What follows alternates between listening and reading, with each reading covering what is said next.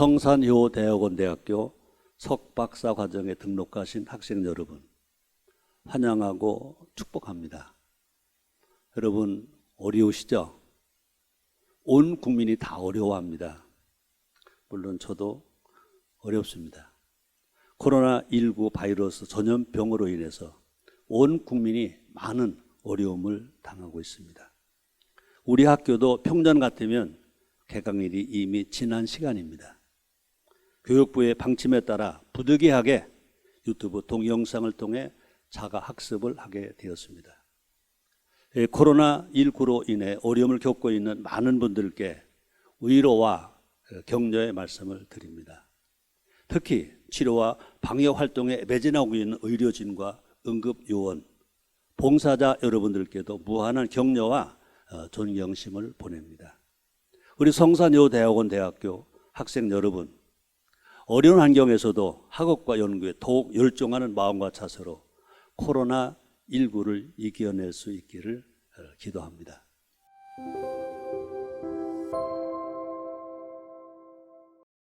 제가 처음 효운동을 시작하게 된 동기가 된 것은 1995년 6월 29일 삼풍백화점 붕괴 사고였습니다. 건물 위쪽에서는 5층 바닥이 무너져 내립니다.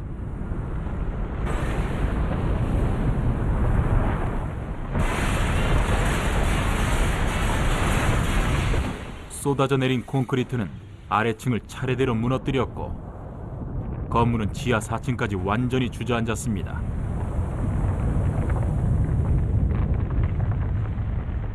시간은 20초도 채 걸리지 않았습니다.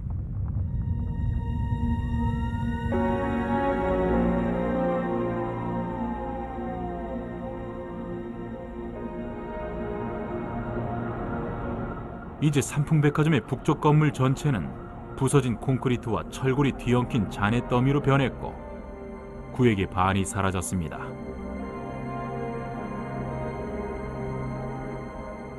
승강기와 비상계단이 있던 건물 일부분만이 묘지의 비석처럼 서 있을 뿐입니다. 사람들이 대피할 시간은 몇 초밖에 없었습니다.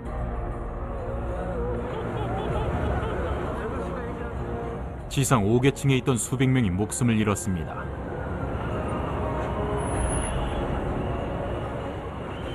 수백 명이 산더미 같은 잔해 속에 갇힌 채 구조를 요청합니다.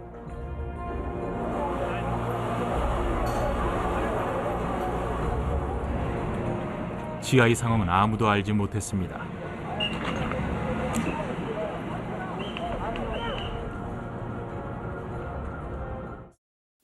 벼더미에서 11일 만에 최명석군, 13일 만에 유지환 양, 17일 만에 박성현 양이 기적적으로 살아났습니다.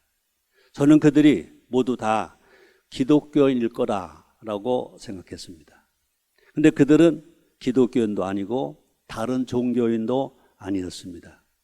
그들의 공통점은 세 청년이 모두 효자, 효녀였다는 것입니다. 저는 너무 놀랐습니다.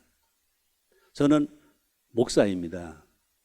저는 그동안 성경을 많이 읽었습니다. 근데 성경을 다시 예수 믿고 구원받는다 하는 차원이 아니라 하나님이 장수의 복을 주신다, 생명을 연장해 주신다, 그런 차원에서 다시 읽기 시작했습니다. 구약성경 출애굽기 20장 12절에 와서 저는 눈이 멈췄습니다. 여러분 아시는 것처럼 네 부모를 공경하라, 그리하면 너희 하나님 나 여호와가 내게 준 땅에서 내 생명이 길리라 그랬습니다. 우리 교회에서 예수 믿으면 구원받는다, 구원받으면 천국 간다, 또 예수 믿어 하나님 아들이 된다, 하나님을 섬긴다, 예배를 잘 드린다라는 것을 많이 가르쳤습니다. 그런데 그동안 많이 읽었던 출애굽기 20장 12절 말씀을 제가 다시 한번 읽어보겠습니다. 내 부모를 공경하라, 그래야하면 너희 하나님 나 여호와가 내게 준 땅에서 내 생명이 길리라.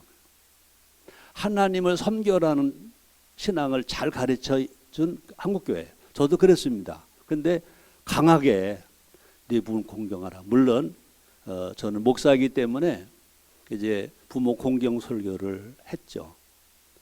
근데 그 부모 공경을 하라는 거는 많이 강조를 했지만 그래 할 때 그래 하면 너의 하나님 나 여호와가 내게 준 땅에서 뭐라고 그랬습니까? 내 생명이 길리라. 전에도 여러 번 읽었던 말씀이었습니다. 그런데 그 말씀이 내 마음에 와 닿게 된 것입니다. 공자는 주전 551년 전에 태어났습니다. 카이스트 재래학공학과 김명현 교수는 성경의 연대기를 연구한 결과 예수님 오시기 전 주전 1461년에 이스라엘 백성이 애굽에서 출애굽했다 나왔다고 기록하고 있습니다.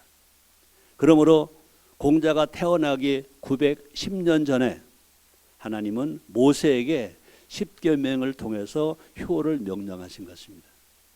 부모를 공경하라. 그래야면 잘 된다. 생명이 길다. 장수한다. 라고 말씀하셨습니다. 저는 1995년 7월 16일 주일 설교의 제목을 기독교와 효로 정해서 제가 가정의 달도 아니고 어버이 주일도 아닌데 효 설교를 처음 하기 시작했습니다. 이때부터 저는 효 운동을 시작한 것입니다.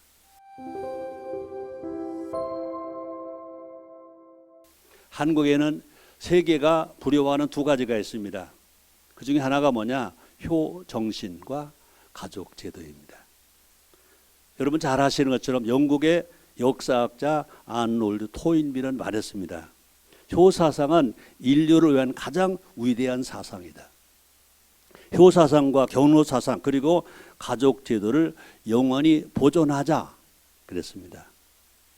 또 그는 이어서 말했습니다. 한국에서 장차 인류 문명에 크게 이바질 것이 있다면 그것은 부모를 공경하는 효 사상일 것이다 그랬습니다. 또 아놀드 토인비가 한국 전쟁 직후 우리나라 대한민국을 방문했을 때 한국의 효 사상과 가족 제도를 관찰하고 그가 했던 말은 유명합니다. 만약 지구가 멸망하고 인류가 새로운 별로 이주해야 할 위치가 된다면 이 지구에서 꼭 가지고 가야 할 제일 귀중한 문화는 한국의 효 문화다 그랬습니다. 한국의 효 문화. 그래서 가장 한국적인 것이 가장 세계적이다 그런 말을 합니다. 전 세계 효라고 불릴 수 있는 바로 그것은 어디에만 있느냐?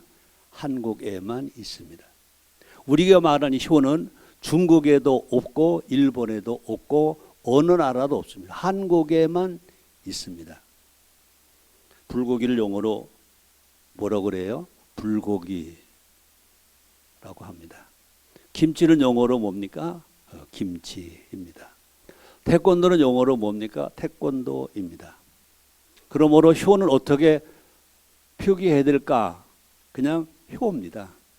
HYO, 효는 효입니다.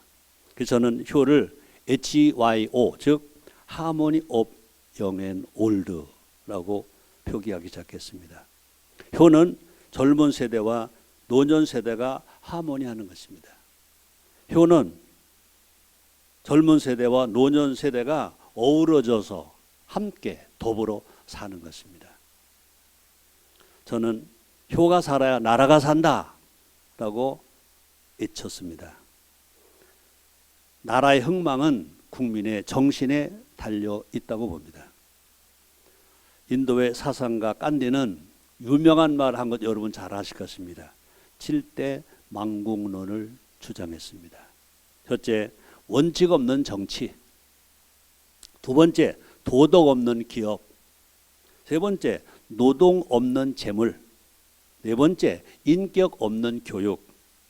다섯 번째, 인간성 없는 과학. 여섯 번째, 양심 없는 쾌락. 일곱 번째, 희생 없는 종교입니다. 사람이 살아가는데 존재하는데 정치 필요합니다. 기업도 필요합니다. 재물도 필요합니다. 교육도 필요합니다. 과학도 필요합니다. 쾌락, 즐거움 필요합니다. 종교 필요합니다. 그러나 그 정치가 원칙이 없다면, 기업이 도덕이 없다면, 재물을 얻는데 노동이 없다면, 교육을 하는데 인격, 인성이 없다면, 과학은 있지만 인간성이 없다면, 즐거움과 취미와 쾌락이 필요한데 양심이 없다면, 종교는 필요한데 희생이 없다면 그 나라는 망한다라고 간디가 한 말입니다. 저는 처음에 이 글을 접하면서 얼마나 감동을 받는지 몰라요. 정말 내 심장이 멈출 만큼, 야, 이렇게 귀한 말도 있구나. 그래서 많은 정치인들을 만날 때 이걸 내가 소개해 주기도 했습니다. 그러나 저는 여기서 멈추면 안 되겠다. 우리 기독교인은 부정적인 말을 안 하려고 하거든요. 긍정적인 말을 안 하려고 하거든요.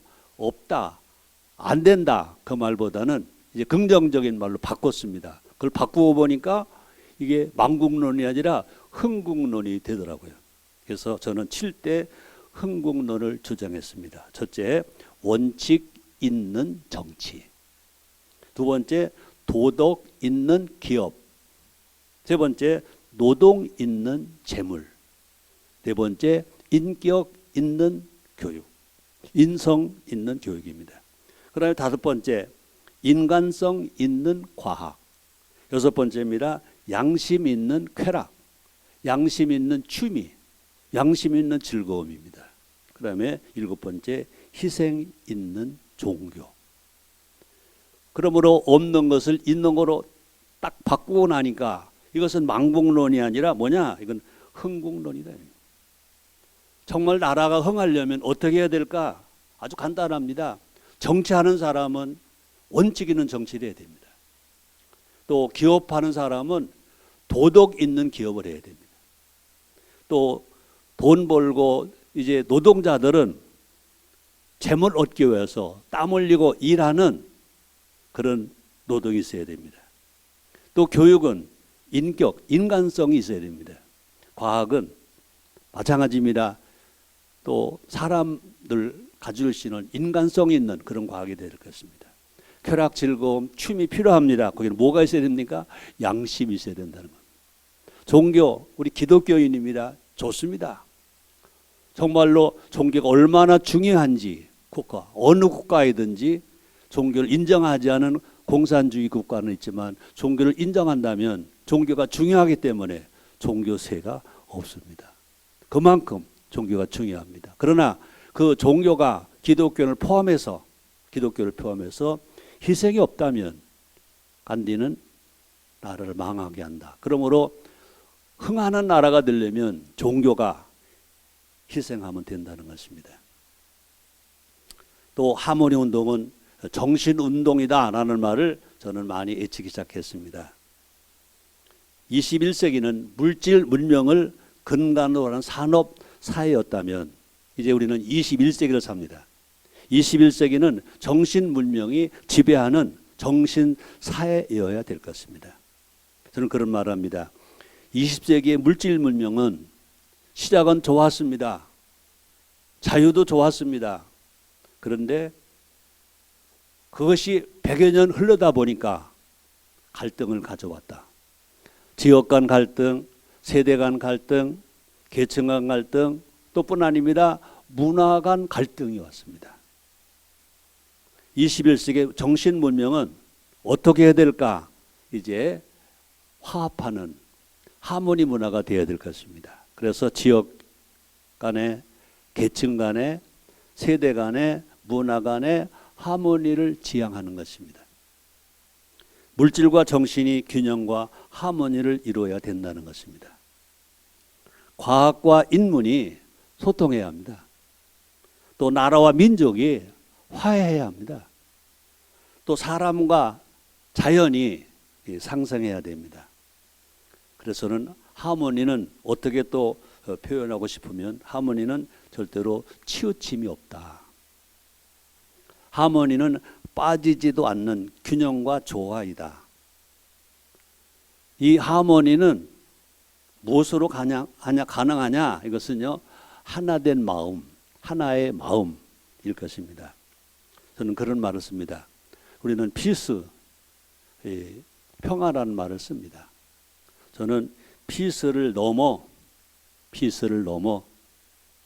완전한 평화, 행복을 이루는 생명의 원리. 그래서 또는 생명 거차제를 의미한다. 그래서 저는 그런 말을 씁니다. 평화를 넘어 하모니, 피스를 넘어 하모니. 그래서 우리는 이 하모니는 피스를 넘어간다. 또 이 하모니는 평화를 넘는다. 평화로 끝이는 것이 아니라 어디까지 가느냐? 하모니까지 가는 겁니다. 자, 근데 놀라운 거는요, 제가 효 운동을 하면서 이 하모니 운동으로 이제 넘어가면서 정말 걱정을 했어요. 제가 목사거든요. 성경에 없는 말을 내가 만들어서 전하면 까딱 잘못하면 이단 소리를 들을 수 있거든요.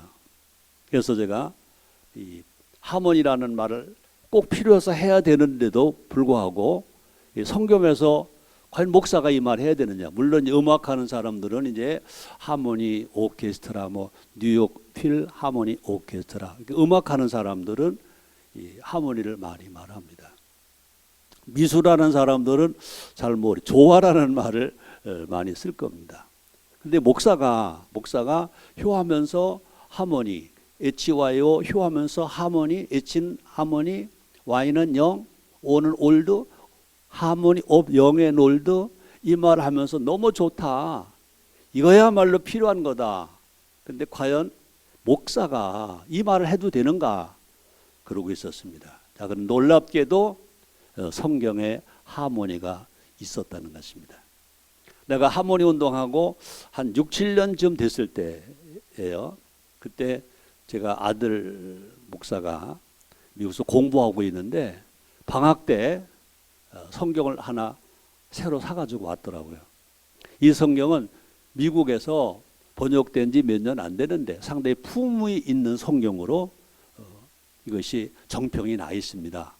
그런데 아버지, 이 하모니 성경에 이 성경에 하모니라는 단어가 있습니다. 그러면서 소개를 하더라고요. 앞에서 말한 것처럼 미국의 품위 있는 생활 성경인 NLT 성경입니다. 그 성경에는요, 하모니라는 단어가 13번 기록되어 있어요. 13번. 그 중에 시편 133편에 3번 연이어 나옵니다. 시편 133편 1절, 2절, 3절입니다. 연합이란 단어가 다른 번역에서는, 다른 성경에는요, 유니티로 되어 있습니다. 그런데 여기에서는요, 유니티라고 말하지 아니고 하모니, 하모니로 되어 있습니다. 그래서 이 시간에 구약성경 시편 133편 1절로 3절까지를 제가 한번 읽어보겠습니다. 1절입니다. 형제가 하모니를 하며 함께하는 것이 얼마나 경이롭고 즐거운가. 그 다음에 2절입니다. 이 하모니는 아론의 머리에 부어져 그의 수염과 옷가를 흘러내리는 기름과 같이 귀하다. 또 3절입니다. 하모니는 시온 산들로 흘러내리는 헐몬산의 이슬처럼 상쾌하다. 하모니를 하며 살 때 경이롭다는 것입니다. 하모니를 하며 살 때 즐겁다는 것입니다. 하모니를 하며 살 때 귀하다는 것입니다. 그뿐이 아닙니다. 하모니 하며 살 때 상쾌하다는 것입니다. 거기서 그렇게 하모니 하며 사는 거기서 하모니가 바로 그곳에서 그분의 은총, 하나님 은총입니다. 곧 영원한 생명을 선포하셨다라고 기록하고 있는 것입니다. 현대효는 하모니효, HYO의 효로 바뀌어야 될 것입니다. 과거의 효는 일방적이었습니다. 과거의 효는 군주적이었습니다. 과거의 효는 불평등이었습니다.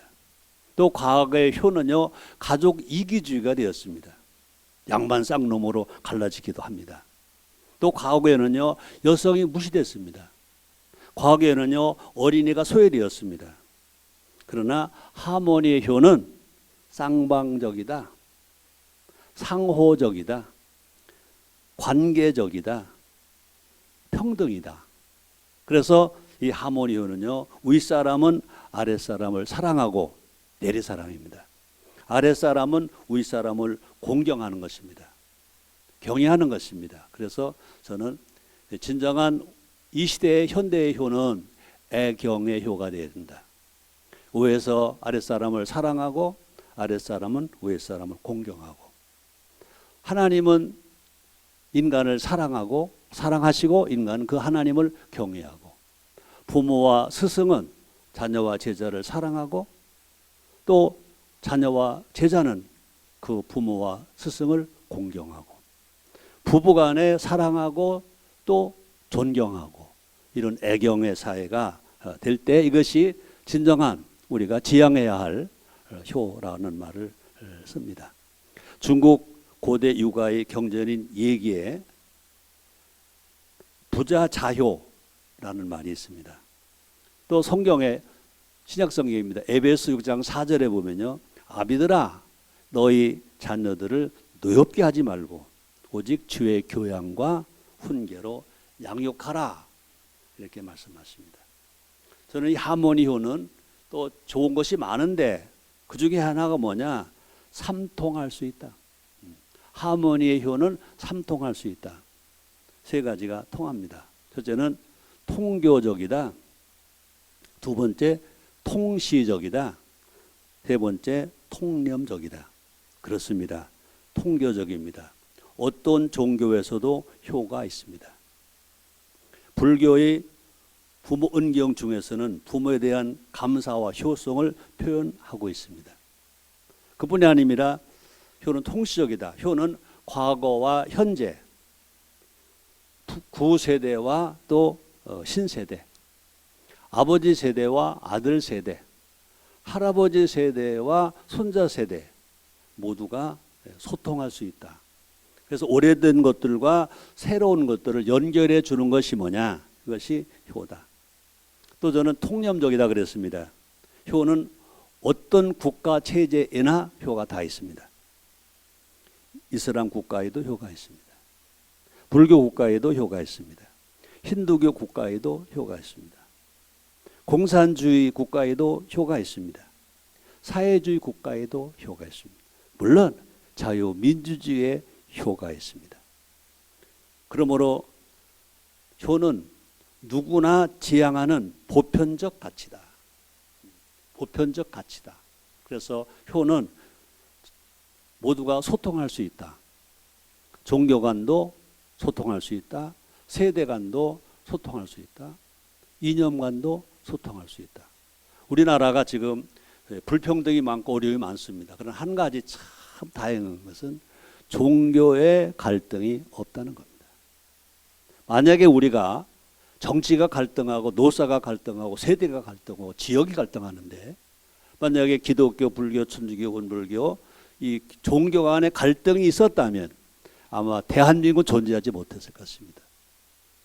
정말 감사한 것은 대한민국의 종교, 물론 사이비 종교나 이단 종교를 말하는 것은 아닙니다. 건강한 종교는 갈등하지 않고 있다. 이것은 너무나 다양한 일입니다. 물론 구원은 기독교밖에 없습니다. 그러나 우리는 종교로 볼 때는 대한민국 국민이, 또 대한민국 모든 시민이 언제처럼 3.1 운동 정신처럼 우리가 서로 협력하고 서로 소통하면서 함께 살아가야 될 것입니다. 그럴 때 그 역할을 할 수 있었던 것이 뭐냐? 효였다는 것입니다. 효는 어떤 종교나 다 있다는 겁니다. 근데 지금 이것을 안타깝게도 정치하는 정치인들이 잘 몰라주고 있거든요. 기업인도 잘 몰라주고 있어요. 국민이 잘 몰라주고 있습니다.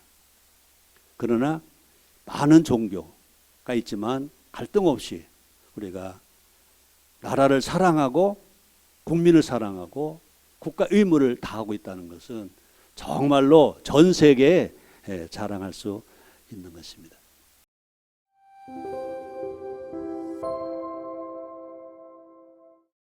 효를 하면 가정이나 사회나 국가, 인류가 행복하다는 말을 저는 많이 씁니다. 저는 효를 하면 모두가 행복해집니다 라고 외쳤습니다. 제가 처음에 효운동할 때는요, 효가 살아야 나라가 산다 그랬습니다. 그 다음에 효를 하면 모두가 산다 그랬습니다. 그 다음에 효를 하면 모두가 행복해진다 그랬습니다. 그렇습니다. 효를 하면 행복할 수 있습니다. 효는 나누는 것입니다. 함께 나누는 겁니다. 효는 혼자 먹는 게 아닙니다. 나누는 겁니다. 효는 관계를 좋게 하는 겁니다. 그래서 효는 행복합니다. 한자에 행복할 행자는 제가 잘 쓰는지는 모르겠습니다만은 흑토 밑에 나눌 판자를 써서 저는 행복할 행자라는 말을 합니다. 토지는 재물을 의미합니다. 토지는 많은 성도 의미합니다. 토지는 권세도 의미합니다. 그러므로 그 흑토, 많은 권리, 권세, 물질, 자산, 이것을 혼자 가지고 있으면 행복하지 않습니다. 반을 뚝 나눠서 좀 아까우면 반은 나 먼저 가질게, 반은 너 가져 하든지, 이왕 줄 거 반은 뚝 잘라서 반 너 먼저 가져, 그 다음에 남은 건 내가 가질게. 나눔은 그것이 행복이다. 그러므로 효는 뭐냐? 나누는 거다. 그렇습니다. 다시 말합니다. 이렇게 나눌 때 나도 좋고 너도 좋고, 나도 행복하고 당신도 행복하고. 그래서 효는 뭐 하는 거냐? 실천하는 겁니다. 또 효는 나누는 겁니다. 그래서 앞에서 말한 것처럼 효를 하면 행복해진다. 행복은 노력의 대가도 따라야 된다. 그렇습니다. 2019년에 성산효대학원 대학교 개교 20주년 때 김영석 교수님을 초청한 적이 있었습니다. 2019년 신년 특집으로 KBS가 기획한 인간극장에서 100세의 김영석 연세대 명예 교수가 말했습니다. 내가 올바로 선택하고 최선을 다했기 때문에 나는 즐겁고 행복할 수 있었습니다. 그랬어요. 올바로 선택했기 때문에, 내가 최선을 다했기 때문에 즐거웠다, 행복할 수 있었다. 흔히 많은 사람들이 행복은 뭐 마음이다 그런 말도 합니다. 마음 중요합니다. 근데 또 우리는 행복은 그냥 꿈만 꾸어서 되는 것이 아니라 현실적으로 와야 될 것입니다. 그래서 김영석 명예 교수님이 참 멋진 말을 했다고 생각합니다. 내가 올바로 선택하고, 선택을 잘해야 됩니다. 근데 선택만 했다고 다 행복한 것이 아니라 뭐 했다고요? 최선을 다했기 때문에. 그래서 나는 즐거웠다, 행복할 수 있었다, 그런 말을 했습니다.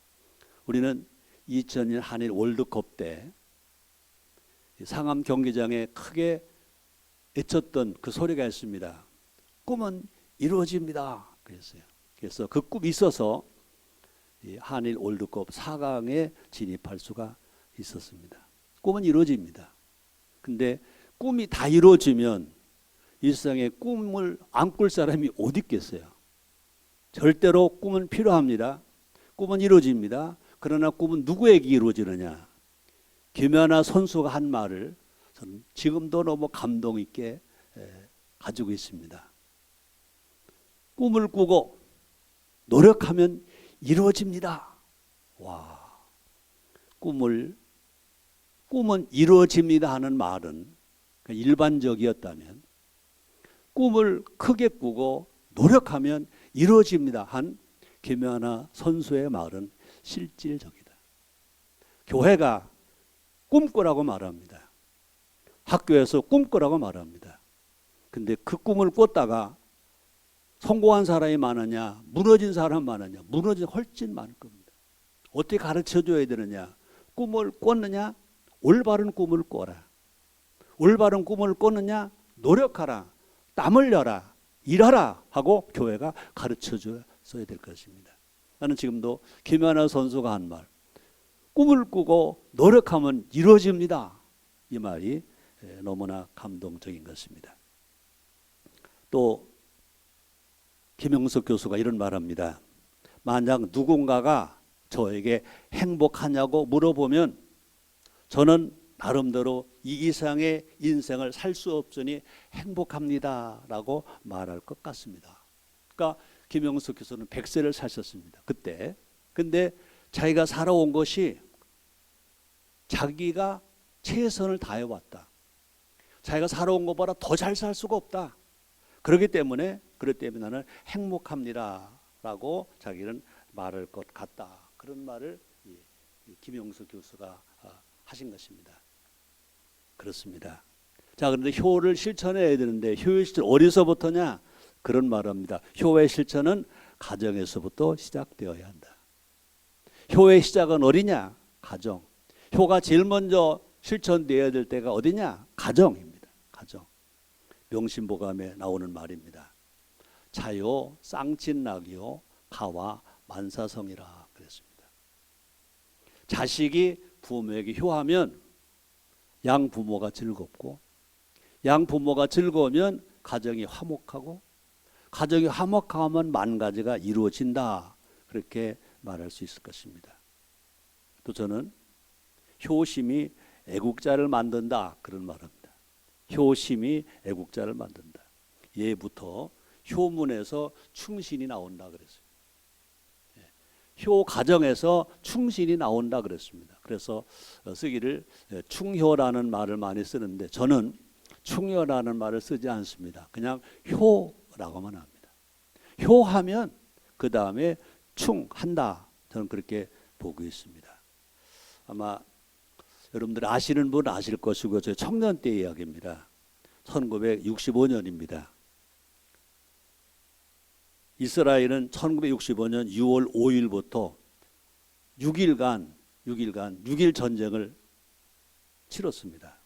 이집트, 요르단, 시리아, 아랍 3개국 군대. 그 나라가 아마 합치면 2억 명 될 것입니다.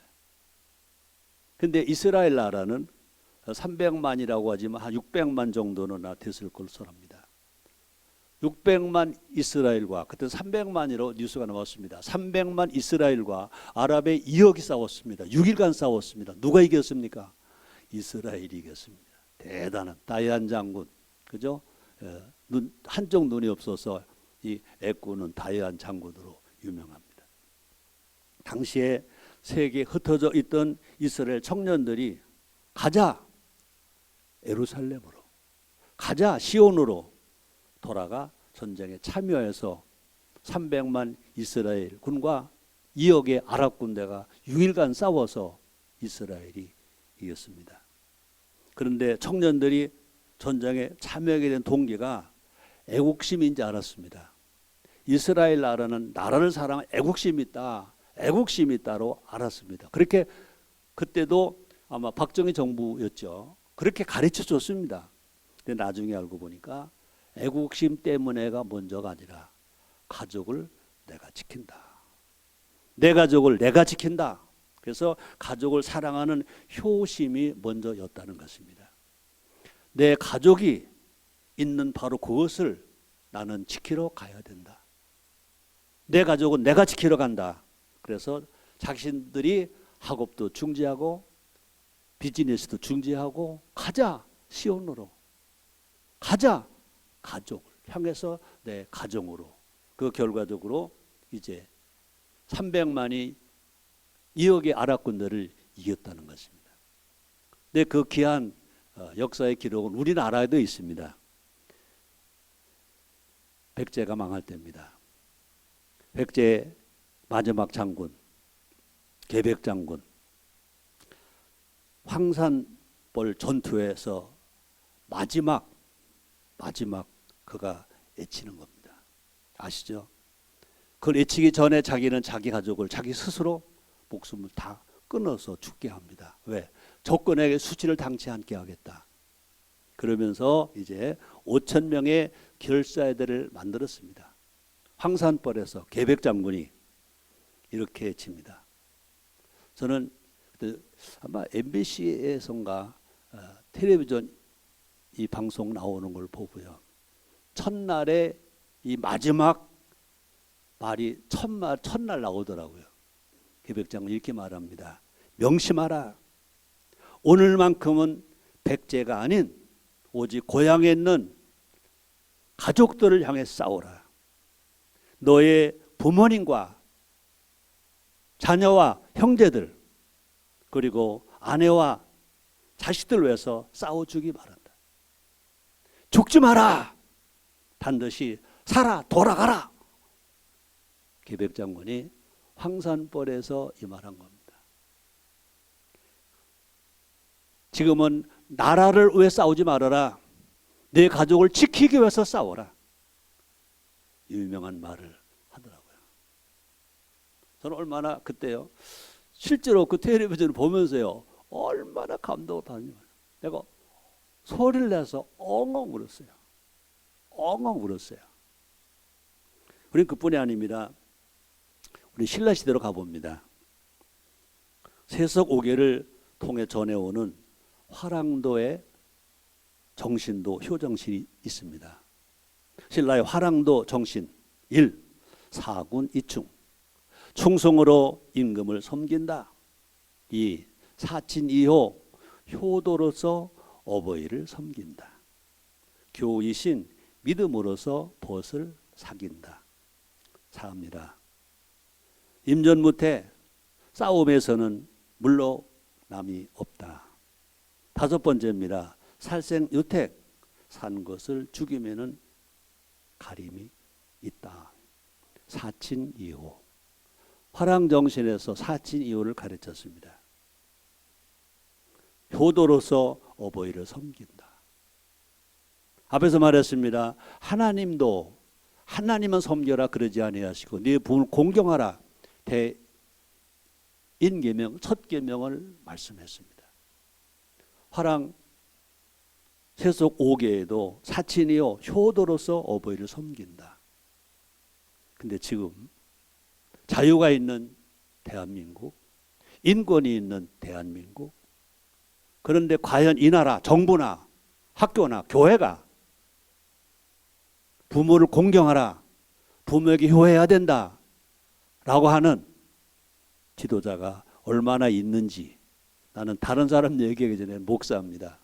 한국 교회가 효가 있는 한국 교회가 얼마나 효를 하라고 가르치고 있는지 한번 우리는 질문해 볼 것입니다.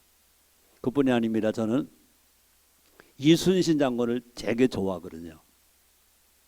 정말 이순신 장군 그 사당이 모셔져 있는 이제 원양도 많이 가봤습니다. 또 광화문 갈 적마다 잘 안 보여도 차에서 쳐다봅니다. 이순신 장군의 그 동상 기백 쳐다봅니다. 우리는 흔히 알기를 이순신 장군의 난중일기를 많이 합니다. 자, 그런데 이순신 장군의 난중일기에는 전쟁에 대한 기록만 있는 것이 아니라 어머니를 생각하는 효심이 더 많이 기록되어서 더 많이라는 것보다는 그때마다 기록이 되어 있습니다. 일기 곳곳에 노모를 걱정하는 마음이 절절하게 기록이 되어 있다는 것입니다.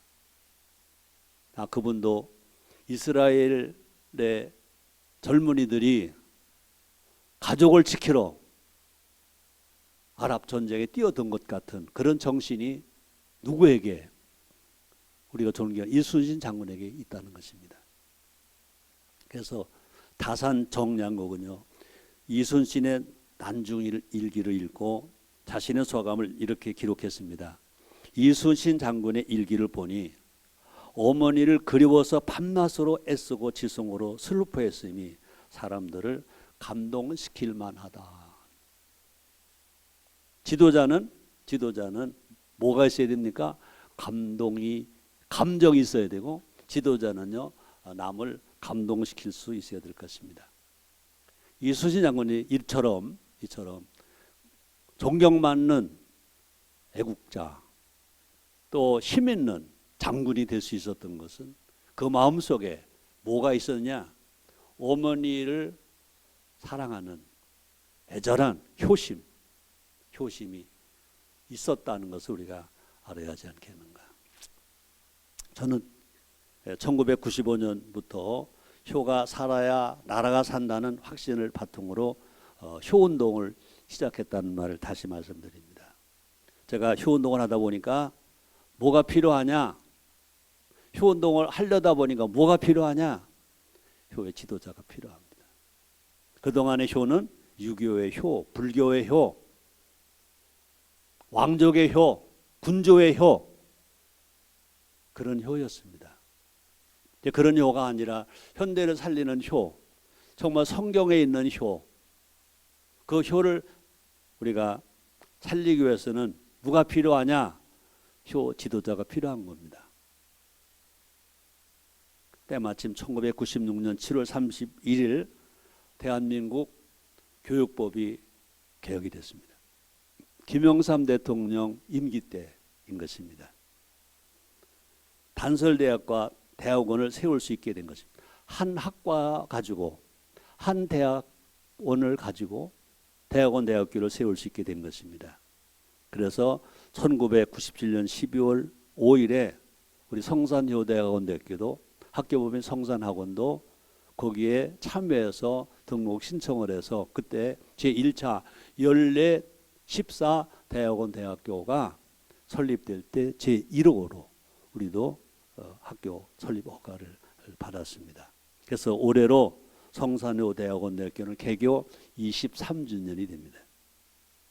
성산효 대학원 대학교는 효행 장려 및 지원에 관한 법률을 제정하는데 산실의 역할을 다했습니다. 효행 장려법 입법과 관련된 학술 대회를 학교 주관으로 또 한국 효학회를 중심으로 여러 번 개최했습니다. 어려움도 많았고 반대도 많았습니다. 어렵게 국회 심의를 거쳐서 2007년입니다. 노무현 대통령 임기 때입니다. 7월 2일 효행 장려 및 지원에 관한 법률이 대한민국 국회에서 통과되었습니다. 국회 본회의 참석자 188명 중 5명이 기권했습니다. 183명이 찬성했습니다. 참 감사한 것은요, 반대표가 한 표도 없이 통과된 것입니다. 그리고 같은 해 한 달 후 8월 3일에 공포되었습니다. 이 법으로 매년 10월이 효의 달이 되고요, 10월 2일이 효의 날로 정해졌습니다. 이렇게 함으로 한국효문화진흥원의 설립 근거가 마련된 것입니다. 효대학원대학교 효학과는 세계 최초, 세계 유일입니다. 지금은 7개 학과의 전문 과정이 있습니다. 예치와요 효교육학과, 예치와요 성경학과, 예치와요 예술융합학과, 예치와요 복지학과, 예치와요 아동 청소년 교육학과, 또 예치와요 가족 상담학과, 또 예치와요 효 한국어 교육학과입니다. 개교 이래 23년 동안 명예 효학 박사가 22명이 배출이 됐습니다. 논문 효학 박사가 100여 명, 석사가 약 1,300명, 효 지도사가 약 6,000명, 그다음에 인성교육 지도사가 약 1,000명을 양성해서 배출했습니다. 우리 학교 설립 정신은 크게 셋으로 나눴습니다. 설립 정신, 제가 소개하겠습니다. 성산여대학원 대학교는 성경의 효에 입각하여 기독교의 원형인 사랑 실천 운동을 바탕으로 민족 복음화를 실현하고 국가, 사회의 발전과 세계 평화 및 인류 문화 향상에 헌신할 인격과 학문과 능력을 갖춘 지도자를 양성하고자 한다. 그랬습니다. 그다음에 교육 목적입니다. 우리 학교의 교육 목적은 다음과 같이 정했습니다. 설립 정신에 기초하여 효를 학문적으로 정립하고 관련 학문과의 학제 간 융합을 통해 전문 지식과 실천 능력을 배양케 함으로써 인류 행복에 기여할 인재 양성을 목적으로 한다. 그 다음에 교육 목표입니다. 설립 정신과 교육 목적을 달성하기 위해 교육 목표는 다음과 같습니다. 다음 각호의 실현에 이바지할 전문 인력을 양성한다. 첫째, 하나님을 아버지로 섬긴다. 두 번째, 부모 어른 스승을 공경한다. 세 번째, 어린이 청소년 제자를 사랑한다. 네 번째, 가족을 사랑한다. 다섯 번째, 나라를 사랑하고 국민을 사랑한다. 여섯 번째, 자연을 사랑하고 환경을 보호한다. 일곱 번째, 이웃을 사랑하고 인류에 봉사한다. 저는 오늘 우리 학교의 교육 목표인 성경의 효에 입각한 7가지 효실천, 즉 성경 치료에 대해서 여러분과 함께 총론적으로 함께 나누고자 합니다.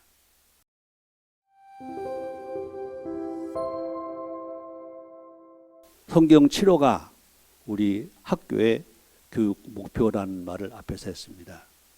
성경에는 뭐가 있습니까? 효가 있습니다.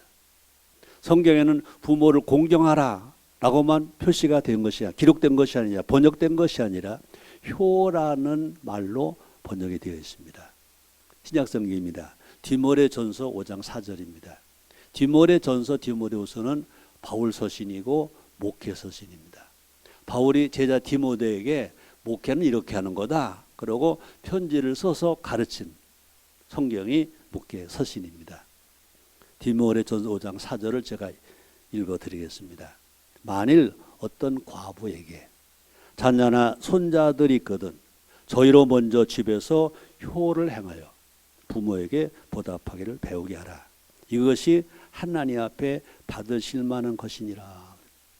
여기 만일 그랬습니다. 어떤 과부에게 자녀나 손자들이 있거든 저희로 먼저, 먼저입니다. 먼저 집에서 효를 행하여 부모에게 보답하기를 배우게 하라. 이것이 하나님 앞에 받으실 만한 것이니라. 아마 어떤 종교에도 효에 대해서 이렇게 간략하게 또 확실하게 가르쳐 준 어떤 종교보다 이 성경이 이 말씀을 우리에게 가르쳐 주고 있습니다. 그러므로 부모 공경 계명은 10계명 중 5계명입니다. 대인 계명 중 첫 번째 계명입니다. 자, 그런데 저는 신학교를 다니면서도 이 목회 서신에서 효를 가르치라고 강의를 한 번도 들은 기억이 없어요. 그래서 저는 효 운동을 하면서 그때 제 스승 목사님들과 만날 기회가 있어서 내가 우리 총회 가서 효 강의를 했어요. 그리고 물어봤어요. 그때는 김공공 목사님이 우리 지금 교단 원로 목사 아직 살아 계시거든요. 목회 서신 가르치셨는데 목회 서신에서 효를 가르치라고 가르치셨어요? 강의하셨어요? 저는 들은 기억이 없거든요. 제가 졸았나요? 제가 결석을 했나요? 가르치셨어요? 강의하셨어요? 안 하셨어요? 그랬더니 씩 웃으시면서 안 가르쳐서 그러더라고요. 그 다음에 제가 전국 군목들 모인데 강의하러 갔습니다. 소망교회 수양관에서 한 10년, 15년 전 얘기인데 소망교회에서 전국 국목 실장도 대령이 실장이죠. 한 350명, 60명 모였는데 제가 효 강의하러 갔어요. 통합, 합동, 다른 건강교단 다 왔죠. 10개, 지금 11개 교단이 아마 이 교목실장, 군목실 목사가 배출됐을 것입니다. 물어봤습니다. 우리 신학교에서는 안 가르쳤다는데 여러분 거기에는 뭐 외국 가서 학위 안바하는 사람도 있고 국내 학위자도 많고 많잖아요. 성경에서 목회서신에서 효를 가르쳐야 된다는 강의를 들으신 분 계십니까? 좀 손 들어보세요. 만약에 손 들기 어려우시면 우리가 휴식 시간에 저한테 말씀 좀 해주세요. 그랬더니 한 사람도 손을 안 들더라고요. 그러고 이제 휴식 시간에 물었어요. 그랬더니 아무도 없더라고요. 왜 그러냐? 신학은 서양에서 왔으면 미국에서 왔습니다. 서양에는 뭐가 없어요? 효가 없어요. 효라는 단어가 없어요. 근데 그 학자들이 효를 강의할 수가 없는 거죠. 그래서 저는 그런 말 합니다. 성경을 성경대로 번역할 수 있는 나라 한국밖에 없다. 성경을 성경대로 전할 수 있는 나라 한국밖에 없다.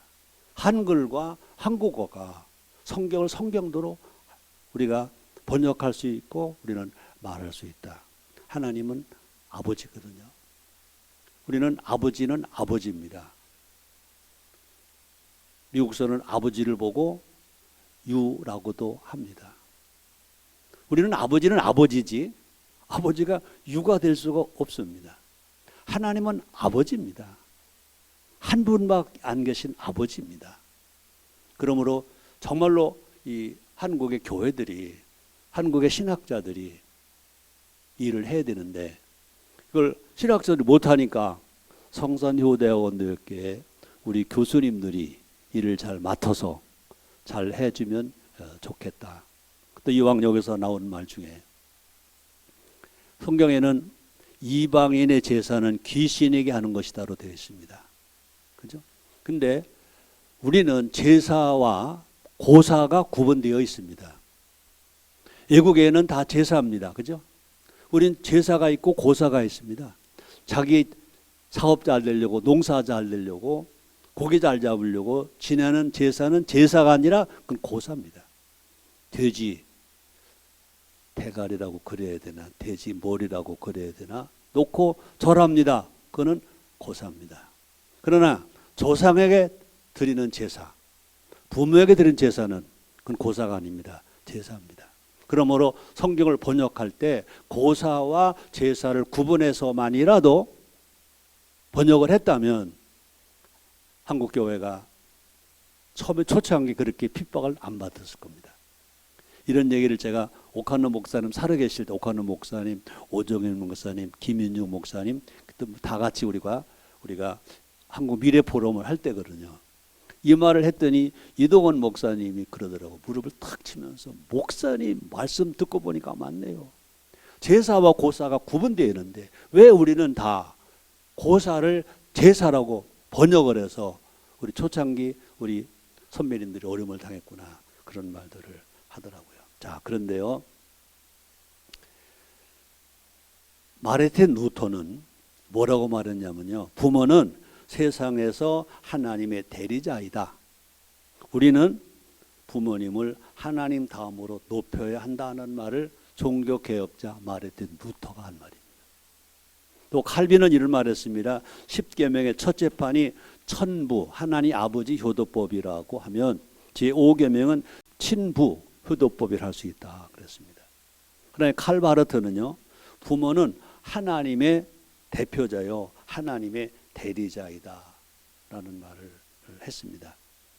성경 치료에 대해서 구체적으로 알아보겠습니다. 1효 성경 치료 중에 1효 앞에서 말한 대로요. 하나님을 아버지로 섬김의 효 하나님을 아버지로 섬김의 효 우리가 하나님이 창조주임을 다 믿습니다.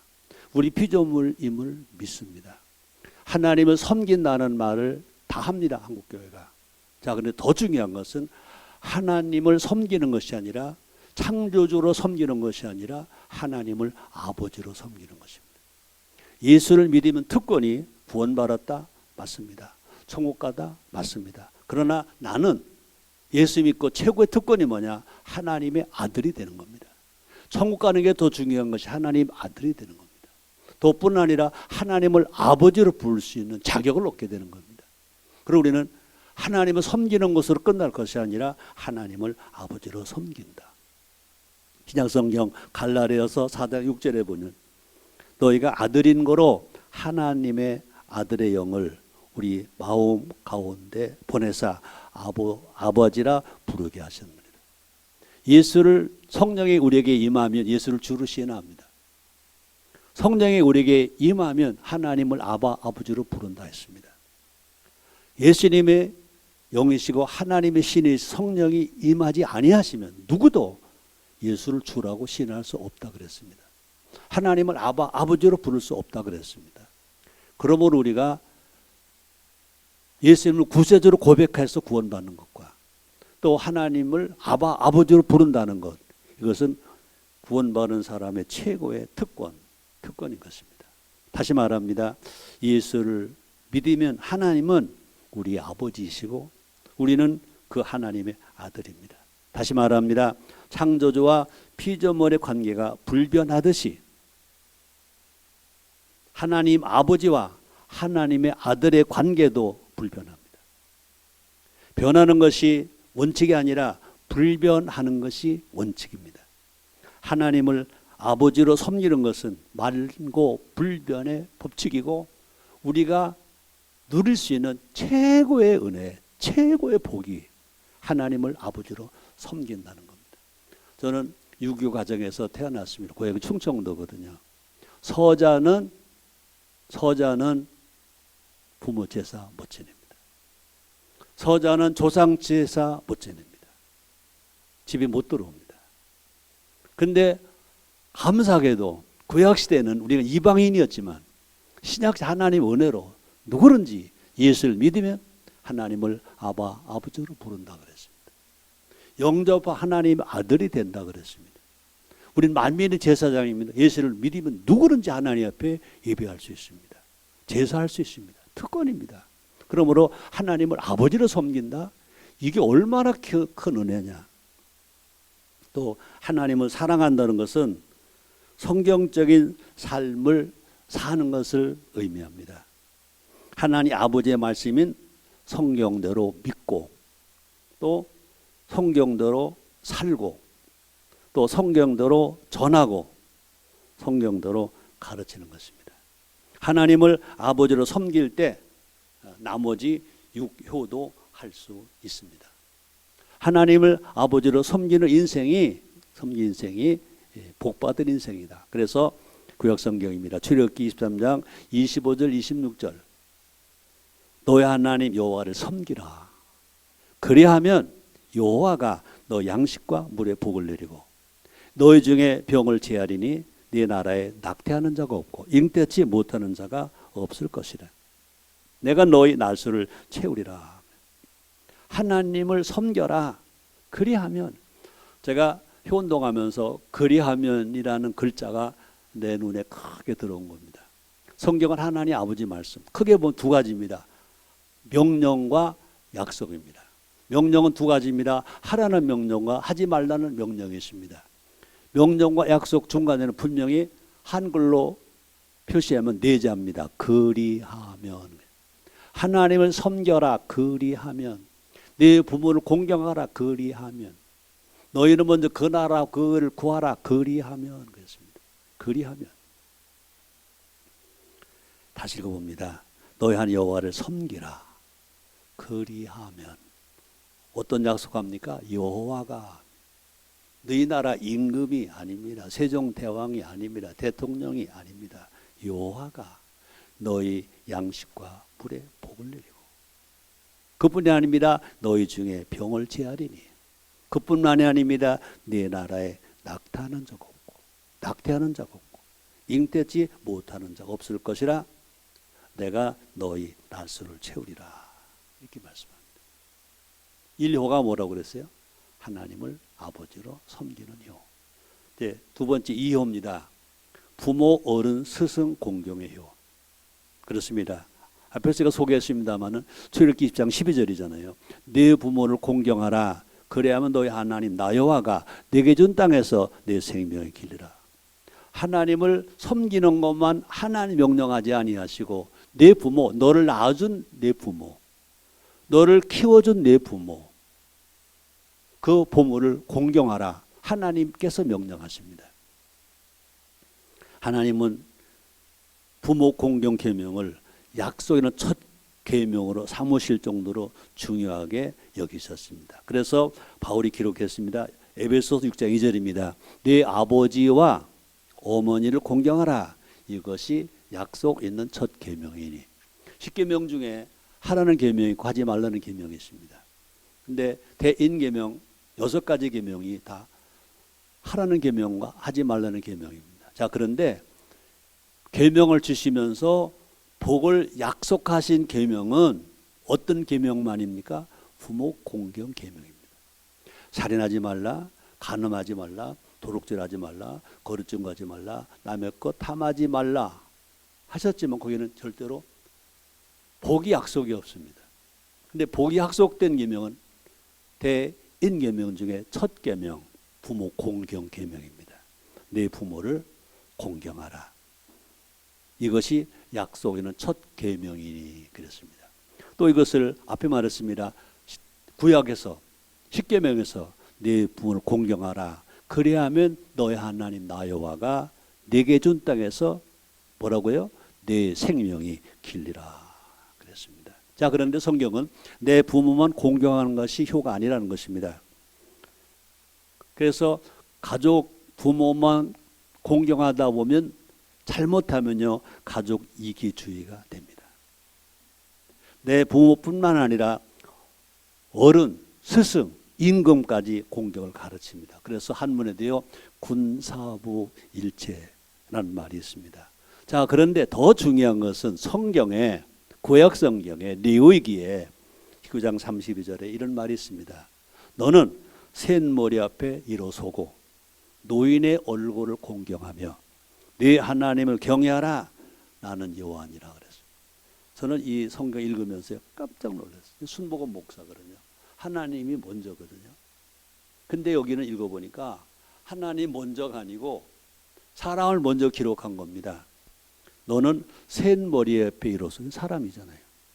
노인의 얼굴 공경하며 사람이잖아요. 그 다음에 뭐라고 그랬어요? 네 하나님을 경외하라. 나는 여호와니라. 하나님 말씀하십니다. 세 번째 효입니다. 3효입니다. 어린이 청소년 제자 사랑의 효입니다. 과거의 효에서는 앞에서 말한 것처럼 어린이와 여성이 무시되었습니다. 어린이와 여성은 계수에 포함되지도 않았어요. 예수님 당시도 그랬습니다. 하지만 예수님은 어린이를 사랑하셨습니다. 마태복음 19장 14절에 이렇게 말씀합니다. 예수께서 가라사대 어린아이들을 용납하고 내게 오는 것을 금하지 말라. 천국이 이런 자들의 것이니라 그랬습니다. 또 예수님은요 오병이의 기적을 행하실 때도요 어린아이와 함께 동역하셨다는 것이 기록됐습니다. 어린이는 미래의 희망입니다. 그런데 어린이는 미래의 희망만이 아니라 현재 오늘의 우리의 동역자도 된다는 것입니다. 방정환 선생께서 어린이 날을 만들었습니다. 어린이 헌장을 만들었습니다. 어린이는 어떤 뜻이냐? 어리신이. 어르신과 똑같은 인격을 가진 어린이. 어리신이의 뜻인 것입니다. 한 인격체로 존귀한 자라는 뜻인 것입니다. 과거처럼 어린이가 무시되어서도 안 되지만 반대로 어린이가 너무 과잉 보호받아서도 안 됩니다. 그래서 신약성경 에베소 6장 4절 다시 읽어드립니다. 아비들아 너희 자녀를 노엽게 하지 말고 오직 주의 교양과 훈계로 양육하라 라고 성경은 기록하고 있습니다. 어린이, 청소년, 제자들이 마음껏 꿈을 펼칠 수 있도록 부모는, 어른들은, 기성세대들은 그들을 돌봐줘야 될 것입니다. 4효입니다. 네 번째 효입니다. 가족 사랑의 효. 가족 사랑의 효. 신약성경 디모데전서 5장 8절입니다. 목회 서신입니다. 누구든지 자기 친족 특히 자기 가족을 돌아보지 아니하면 믿음을 배반한 자요 불신자보다 더 악한 자니라. 이 설교를 여기 목사님 몇 분 계신데 참 설교하기 힘든 선고입니다. 이거는 목회서신은 사도 바울이 디모데에게 보낸 겁니다. 불신자에게 보낸 게 아닙니다. 재직들에게 오히려 보내는 겁니다. 누구든지입니다. 이렇게 해석할 수 있습니다. 내가 목사니까 목사야. 목사든지 장로님 계시라. 장로든지 권사든지 집사든지 예수를 처음 믿은 사람뿐에 20년 30년 믿었든지 누구든지입니다. 자기 친족 특히 자기 가족을 돌아보지 아니하면 믿음을 배반한 자여 불신자보다 더 악한 자니라 라고 사도 바울이 제자 디모데에게 아들 같은 디모데에게 이렇게 목회하라고 편지를 보낸 것입니다. 가족은 하나님께서 인간의 행복을 위해서 종족 본창을 위해서 최초로 만드신 공동체가 가족입니다. 예수님께서 처음 기적을 베푸신 곳도 가나의 혼인 잔치였습니다. 가족은 인간의 영원한 울타리. 또 가족이 건강해야 개인도 건강하고 가족이 건강해야 사회도 건강하고 가족이 건강해야 국가도 건강합니다. 현대인은 잘못 생각합니다. 가족이 없어도 돈만 있으면 살 수 있다고 생각합니다. 그러나 에덴 동산에 아담도 홀로 있을 때는요, 어디든지 아담이 즐거웠다, 행복했다는 말이 기록이 없습니다. 그러나 하나님이 아담 홀로 있을 때 그것을 좋지 않게 보아서 아담을 잠들게 하고 아담의 갈비뼈를 치워요 여인 하와를 데려갔더니 그때서야 최고의 형용사를 썼습니다. 이는 내 뼈 중에 뼈요, 이는 내 살 중에 살이라. 물론 성경에는 는 없습니다. 그러나 그 아내를 보고 내 뼈 중에 뼈요 살 중에 살이라고 아담이 고백합니다. 아담이 홀로 있을 때는 그 좋은 에덴 동산조차도 아담에게 기쁨이 되질 못했습니다. 기쁘다는 말이 한 구절도 없습니다. 가족은 하나님이 만드신 최초의 공동체. 가족은 뭐냐? 혼자 사는 게 가족이 아닙니다. 함께 살아야 가족입니다. 그러나 지금 사회는 저출산과 고령화로 가정이 무너지고 있습니다. 이런 기록이 있더라고요. 서울대 조영태 교수 연구 결과 2018년부터 우리나라는 인구 절벽에 와 있다. 인구 절벽이 뭐냐? 생산 가능 인구인 15세부터 64세 비율이 급격히 감소되는 추세를 인구 절벽이라고 한다는 것입니다. 이 같은 추세로 가면 우리나라 전체 인구는 2031년까지는 5,295만 명 올라간다는 거예요. 이것도 한 10년 전에 발표된 거니까 안 맞는다고 봅니다. 2065년에 4천만 명으로 줄다가 2100년 한민족 인구가 절반으로 줄어든다는 겁니다. 유엔 미래 포럼은요, 2305년 한국에는 남자 2만 명, 여자 3만 명 정도로 살아남게 될 것이라고 발표했습니다. 2305년도에 가면 유엔이 발표한 겁니다. 대한민국 남자 2만 명, 여자 3만 명.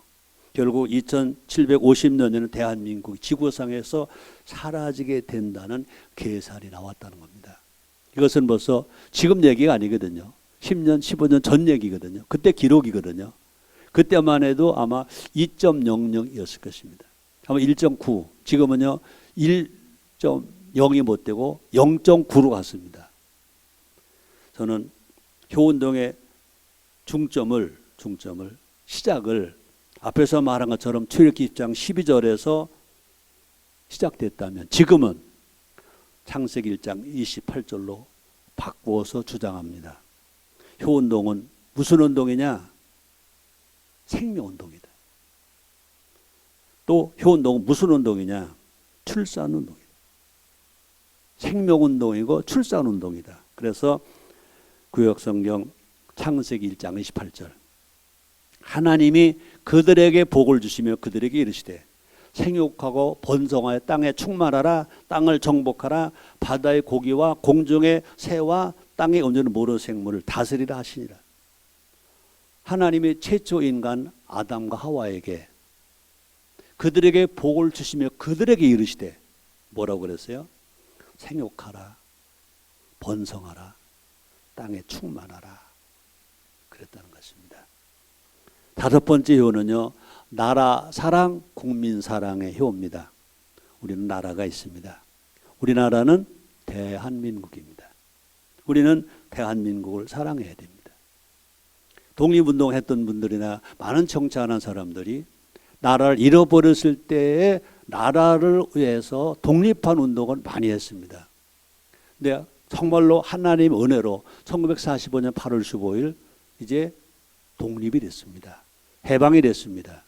1948년 8월 15일 대한민국이 독립됐습니다. 건국됐습니다.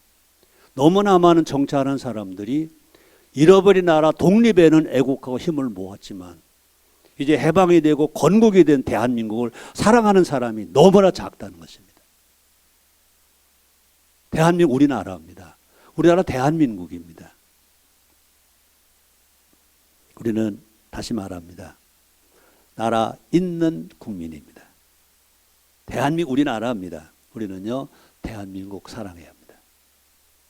내가 대한민국 국민으로 태어나는 것은 결코 우연이 아니기 때문이라는 것입니다. 그래서 신약성경에 사도행전 17장 26 이런 말도 있더라고요. 인류의 모든 족속을 한 혈통으로 만드사 온 땅에 거하게 하시고 저희 연대를 정하시며 거주의 경계를 하나셨으니 그랬습니다. 기독교는 국경이 없습니다. 그러나 기독교인은 국경이 있습니다. 다시 말합니다. 뭐가 먼저라고요? 나라가 먼저입니다. 나라가 있어야 내가 있습니다. 예수님처럼 나라와 민족을 우러야 합니다. 국가와 민족의 지도자를 위해서 기도해야 됩니다. 저는 삶의 순서를 이렇게 말합니다.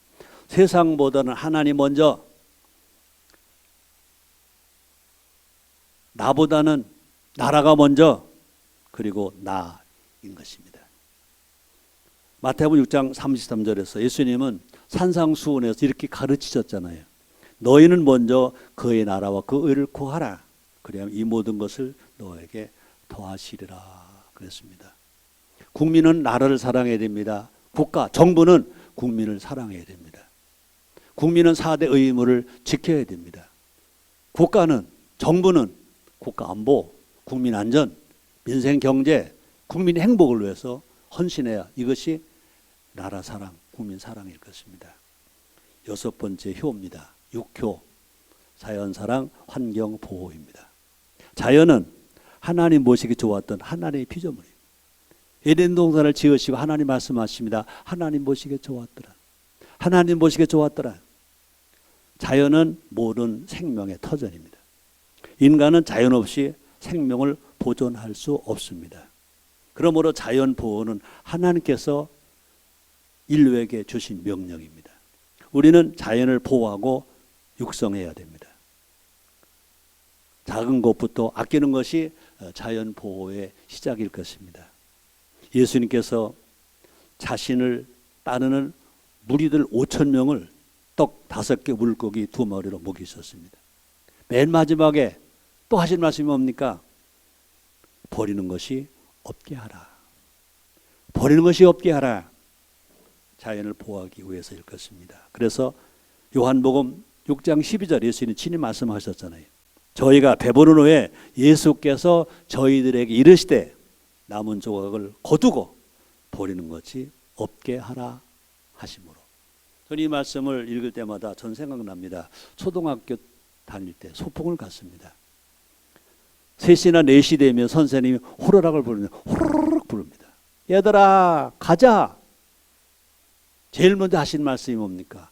가져온 휴지는 하나도 버리지 말고 가지고 집으로 가는 거다. 그래서 기독교 모임이 100만 명, 50만 명 모일 때가 있습니다. 마지막 광고 중에 제일 핵심이 뭡니까? 우리는 그리스도인입니다. 예수님의 명령을 따라야 합니다. 가져온 휴지, 쓰레기 하나도 버리지 말고 가지고 갑시다. 이것이 뭐냐? 자연 보호입니다. 누가 가르쳤습니까? 예수님이 가르쳤습니다. 자연은 누구 겁니까? 하나님 겁니다. 우리는 자연 속에서 우리의 생명을 누리고 삽니다. 예배 중요합니다. 그러나 중요한 것은 하나님이 지으신 자연을 보호하는 것도 중요합니다. 자, 7번째 마지막입니다. 이웃을 사랑하고 인류를 봉사를 하는 효. 이웃사랑, 그러니까 내 가족만이 아니라, 그죠? 이웃을 사랑하라. 내 친척만이 아니라 이웃을 사랑하라. 인류에 봉사하라는 것입니다. 예수님이 땅에 뭐하러 오셨습니까? 구세주의 예수님이 섬김을 받으러 왔다고 하지 아니하시고 섬기러 왔다고 말씀하십니다. 마가복음 10장 45절입니다. 인자에 온 것은 섬김을 받으려 함이 아니라 도리어 섬기려 하고 자기 목숨을 많은 사람의 대속물로 주려 함이니라 그랬습니다. 예수님은 제자들의 발을 씻기셨습니다. 그래서 우리도 가서 예수님처럼 섬기기를 명령하셨습니다. 섬김의 비결은 뭘까?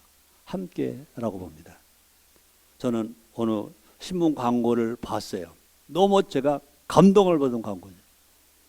사랑보다 더 귀한 것 점점점 함께라는 광고를 봤습니다. 그렇습니다.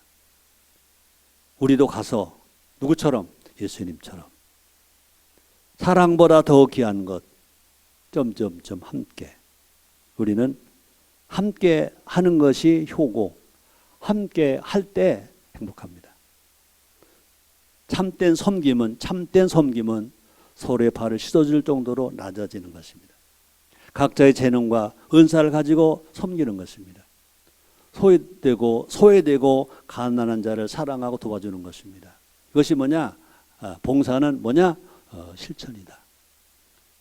코로나19가 우리의 마음을 아프게 합니다.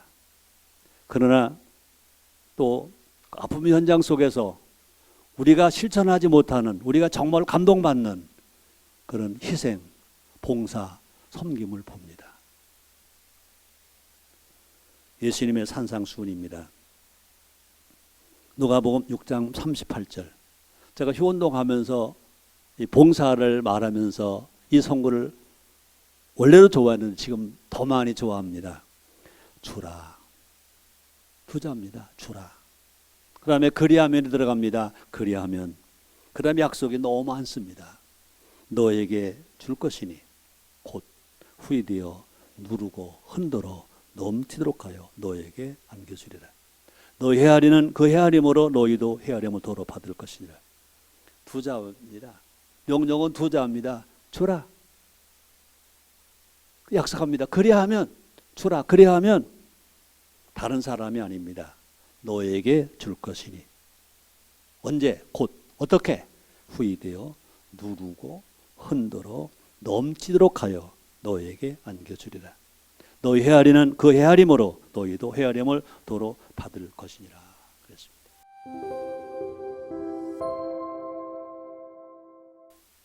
마무리하겠습니다. 성경 치료를 실천하면 칠행복됩니다. 저는 복과 행복을 구분하고 싶습니다. 복은 혼자 받을 수 있습니다. 개인이 받을 수 있습니다. 그러나 행복은 혼자는 행복할 수 없습니다. 너가 있어야 행복하고 공동체가 있어야 행복합니다. 사람인이라는 한자가 의미하듯 인간은 너와 나가 같이 사는 겁니다. 받들며 사는, 섬기며 삽니다. 관계 속에서 살아갑니다. 관계를 이루어 공동체로 살아갈 때 우리는 건강합니다. 행복합니다. 공동체가 행복해야 개인도 행복합니다. 나도 행복합니다. 일행복, 가정 공동체가 행복합니다. 효가 있는 가정이 행복합니다. 이행복, 학교 공동체가 행복합니다. 효자는 망령된 행동을 하지 않는다. 효자는 부모의 효자는 밖에 나가서 스승도 잘 섬긴다. 어버이를 중히 여기고 경외하는 사람은 다른 사람도 겸손하고 공손하게 대한다. 삶을 가르쳐 주시는 스승을 부모처럼 공경한다. 이로써 사제지간에 경애의 감정이 일어나고 스승으로부터 바른 인격과 바른 삶을 전수받을 수 있다. 삼행복, 사회 공동체가 행복합니다. 현대사회 질서가 붕괴된 이유는 우선순위가 잘못되었기 때문입니다. 모두가 나 먼저만을 외칩니다. 효는 우선순위를 바로 알게 합니다. 앞에서 말한 것처럼 하나님 먼저, 너 먼저, 그리고 나입니다. 효는 서로 섬기고 서로 세워주기 때문에 범죄가 사라지게 됩니다. 사회가 발전되는, 그래서 서로 존경하는 힘의 원동력이 됩니다. 사행복입니다. 경제 공동체가 행복합니다. 최상의 효 중에 하나가 뭐냐? 부모 모시고 잘 되는 겁니다. 내가 성공이라는 말을 하지 않겠습니다. 성경적 경제는 은혜만 받는 것이 아니라 땀 흘리는 경제입니다. 효의 정신이 살아있는 사람은 땀의 보람을 압니다. 눈물의 가치를 압니다. 피의 은혜를 압니다. 그 결과 직장 생활이나 사회 생활에서 최선을 다하고 삽니다. 또 자유민주주의에 뭐가 없어서 탈이냐? 책임이 없어서 탈이거든요. 효자는 책임감이 있는 사람입니다. 부모에 대한 책임과 의무를 아는 사람은 결코 낭비하거나 사치하지 않습니다. 그 결과 효자가 많은 사회는 경제가 더욱 성장할 수 있습니다. 오행복입니다. 나라 공동체가 행복합니다. 앞에서 말한 것처럼 가정이 행복하고 학교가 행복하고 사회가 행복하고 경제가 행복하면 나라는 행복할 수밖에 없습니다. 가정에서 효를 실천하는 사람은 앞에서 말했습니다. 나라에 충성합니다. 효심이 애국자를 만듭니다. 효자가 많은 나라, 행복한 나라가 된다는 것입니다. 6. 행복입니다. 교회 공동체가 행복입니다. 아마 효대학원 우리 학생들은 혹시 교회를 안 다니는 분이 계실지 모르겠습니다. 그러나 원래 우리 교회는요, 성경적 효를 가르친 학교이기 때문에 예수를 안 믿고는 못 오는 그런 학교잖아요. 그러나 저는 총장이기 전에 난 또 목사이기 때문에 저는 7행복 중에 교회 행복을 제가 뺄 수가 없어서 넣습니다. 7효를 실천하면, 그렇죠? 앞에서 말한 7효. 하나님을 아버지로 섬기는 효, 부모, 어른, 스승을 공경하는 효, 어린 청소년 제자를 사랑하는 효, 가족을 사랑하는 효, 나라를 사랑하는 효, 자연을 사랑, 환경을 보호하는 효, 이웃을 사랑하고 인류를 위해 봉사하는 효, 치료를 실천하면 교회를 보는 세상의 눈이 달라집니다. 지금 신천지 집단 때문에 우리 아픔을 겪고 있습니다. 그런 집단이 저렇게 번성할 수 있다는 것은 교회가 성경적으로 교육화를 못했기 때문에 그런 잘못된 이단들이 성하고 있다. 우리는 교회에서 목회자인 나 자신부터라도 책임감을 가져야 될 것입니다. 그러므로 교회가 효운동에 앞장서야 됩니다. 효운동으로 교회가 세상에 바른 길을 제시해 주는 것이 빛과 소금으로 역할을 감당하는 것입니다. 예수님께서 명하신 교회의 기능을 회복하는 것입니다. 사도행 2장 47절입니다. 하나님을 찬미하고 온 백성들에게 칭송을 받으니 주께서 구원받는 사람들을 날마다 더하게 하시니라. 교회 성장은 하나님이 하시는 겁니다. 우리가 아무리 해쳐도 하나님이 허락지 아니하시면 교회는 성장할 수 없습니다. 근데 언제 하시느냐? 교회가 하나님을 찬미할 때, 하나님을 찬미만 할 때가 아닙니다. 온 백성의 칭송을 받을 때, 그러니까 첫째 하나님을 찬미하고 온 백성의 칭송을 받을 때 주께서 구원받는 사람 날마다 더하게 하시니라고 성경은 분명히 우리에게 답을 주십니다. 이것이 건강한 교회가 되고 행복한 사회를 만드는 비결일 것입니다. 효는 교회뿐만 아니라 모든 종교를 행복하게 만듭니다. 하모니효를 실천하면 종교 간 대화가 이루어지고 상호 협력할 것입니다. 난 이런 말을 얼마 전에 썼습니다. 교회만 좋아하는 교회가 되지 말고 국민이 좋아하는 교회가 되라. 맞잖아요. 교회만 좋아하는 교회가 아니라 국민이 좋아하는 교회가 되라. 국민이 좋아하는 교회가 되면 신천지 같은 이단 집단이 발을 붙일 수가 없습니다. 손가락질 받을 수가 없습니다. 예배만 보는 데가 교회가 아니고 성경을 가르치고 성경대로 살게 하는 것이 교회다. 마지막 7행복. 인류 공동체가 행복합니다. 정치가 바뀌고 또 군사력이 강해진다고 행복이 보장될까요? 답은 여러분이 하시기 바랍니다. 행복은 모든 공동체의 건강에 달려 있다라고 난 말하고 싶습니다. 공동체가 회복되고 살아나야 합니다. 나만 사는 것이 아니라 너도 살고 그도 살아야 됩니다. 그래 우리입니다. 나, 너, 그. 나랑 너랑 친해. 근데 그는 나랑 안 친해. 그건 공동체가 살 수 없습니다. 나, 너, 별로 마음에 안 들어. 그까지 합쳐서 공동체를 이룰 때 그 삶은, 그 사회는 건강할 것인 것입니다. 그래서 다시 말합니다. 성경 치료를 실천하면 인류가 행복해질 수 있습니다. 결론입니다. 효는 하모니입니다. 행복입니다. 효를 하면 공동체가 행복합니다. 결국 효를 하면 인류가 행복해집니다. 효가 생명입니다. 효가 희망입니다. 오늘 정말 코로나19가 아니었다면 학생 여러분들 일찍 입학을 해서 좋은 교수님들 만나서 즐겁게 대면 수업을 했을 것인데 코로나19 때문에 입학도 늦어지고 강의도 대면 교수 강의가 아니라 나이 많이 먹은 총장이 전문가도 아닌 사람이 강의하는 것을 여러분들이 영상으로 듣게 되어서 죄송합니다. 그러나 여러분들에게 그래도 영상을 통해서라도 여러분 만나서 제가 그동안 해왔던 것을 전할 수 있는 기회가 되어서 어떻게 보면 저는 오히려 이것도 다양한 거 아닌가 생각합니다. 여러분들 건강하시고요. 여러분들은 모두가 다 행복의 주인들이 되시고 효자가 되시고 효 지도자가 되시고 효학자가 되길 바랍니다. 여러분들 감사합니다. 효월이랑 찬양하시면서 나아가도록 하겠습니다.